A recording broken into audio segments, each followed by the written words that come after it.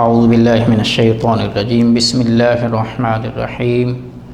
اذا جاء نصر اللہ والفتح ورأیت الناس يدخلون فی دین اللہ افواجا فسبح بحمد ربک واستغفر انہ کان توابا۔ آمنت باللہ صدق اللہ العظیم۔ ناظرین،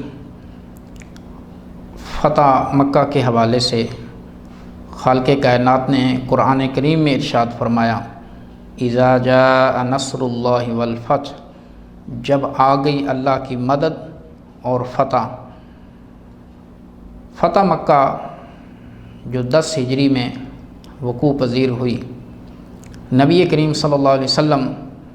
تقریباً 10,000 کے لشکر کے ساتھ فاتحانہ شان کے ساتھ مکہ المکرمہ میں داخل ہوئے۔ اس وقت مسلمانوں کا رعب اور دبدبہ اور ہیبت کفار و مشرکین پہ اتنی طاری ہو گئی کہ ہر ایک کو اپنی جان کی فکر پڑ گئی، اور ہر ایک یہ سوچ رہا تھا کہ پتہ نہیں آج ہمارے ساتھ کیا ہونے والا ہے، اور نبی کریم صلی اللہ علیہ وسلم ہمارے ساتھ کیا سلوک کریں گے۔ وہ سارا نقشہ جو کفار و مشرکین نے مسلمانوں کو ستانے کے لیے جو کارروائیاں کیں، وہ ان کے ذہن میں پھر رہی تھیں، اور اسی فکر میں تھے کہ آج ہمارا انجام کیا ہونے والا ہے۔ لیکن نبی کریم صلی اللہ علیہ وسلم جو اتنی شان و شوکت کے مالک تھے اور اتنے بڑے بھاری بھرکم لشکر کے ساتھ مکہ مکرمہ میں داخل ہوئے، تو آپ نے عام معافی کا اعلان فرما دیا اور فرمایا کہ تم سوچ رہے ہوگے کہ آج میں تمہارے ساتھ کیا کرنے والا ہوں۔ آج میں تمہارے ساتھ وہی سلوک کرتا ہوں جو حضرت یوسف علیہ السلام نے اپنے بھائیوں کے ساتھ کیا تھا، اور فرمایا تھا لا تثریب علیکم اليوم وانتم طلقاء، کہ آج کے دن تم پر کوئی مواخذہ نہیں، جاؤ تم سب آزاد ہو۔ حضور علیہ السلام نے اس عظیم موقع پر عام معافی کا اعلان فرما دیا اور فرمایا کہ جو اپنے گھروں کا دروازہ بند کر لے اس کے لیے بھی معافی ہے، حتیٰ کہ جو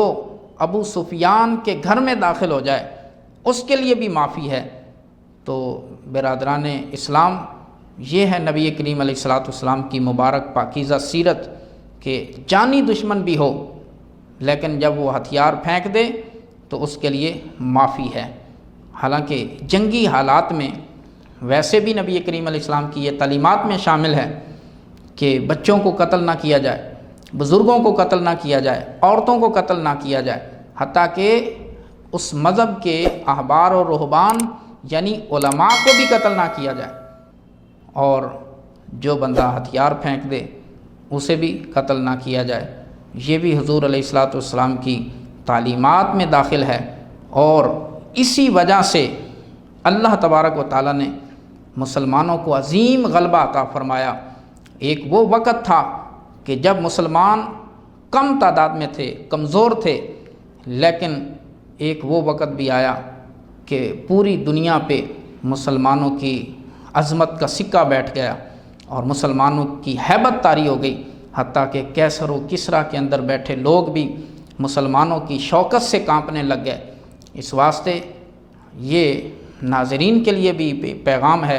اور بالعموم اہل پاکستان کے لیے ایک کھلا پیغام ہے اور واضح سیرت نبوی کا ایک روشن پہلو ہے کہ ہم بھی اس مقدس مہینے میں فتح مکہ کی یاد کو تازہ کرتے ہوئے اپنے جانی دشمنوں کو بھی معاف کر دیں، اور جن کے ساتھ ناراضگیاں ہیں ان کی ناراضگیوں کو ختم کر دیں، تو اللہ تبارک و تعالی ہمیں بھی دنیا اور آخرت میں سرخرو فرمائے گا۔ آمین وما علینا الا البلاغ۔